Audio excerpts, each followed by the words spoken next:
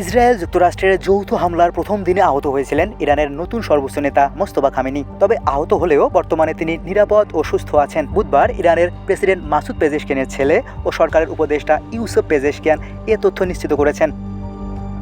নিজের টেলিগ্রাম চ্যানেলে দেয়া এক পোস্টে ইউসুফ পেজেশকিয়ান বলেন, আমি খবর পেয়েছিলাম যে মোস্তফা খামেনি আহত হয়েছেন।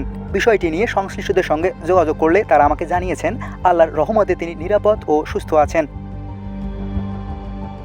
ইরানের রাষ্ট্রীয় টেলিভিশন ৫৬ বছর বয়সী মোস্তফা খামেনিকে রমজান যুদ্ধের আহত যোদ্ধা হিসেবে অভিহিত করলেও তার আঘাতের ধরন সম্পর্কে বিস্তারিত কিছু জানায়নি। আয়াতুল্লাহ আলী খামেনি নিহত হওয়ার পর কিছুদিন আগে ইরানের সর্বোচ্চ নেতা হিসেবে দায়িত্ব গ্রহণ করেন মোস্তফা। এরপর থেকে তাকে জনসমক্ষে দেখা যায়নি। তার স্বাস্থ্য ও অবস্থান নিয়ে নতুন গুঞ্জনের মধ্যেই এই খবর এলো। এদিকে যুদ্ধের মধ্যেই কৌশলগতভাবে গুরুত্বপূর্ণ হরমুজ প্রণালীতে পৃথক ৩টি জাহাজে অজ্ঞাত বস্তু আঘাত এনেছে বলে বিভিন্ন গণমাধ্যমে খবর এসেছে। এছাড়া একটি জাহাজে হামলার পর সেটিতে আগুন ধরে যায় এবং বেশিরভাগ কর্মীকে সরিয়ে নিতে হয়েছে বলে জানা যাচ্ছে।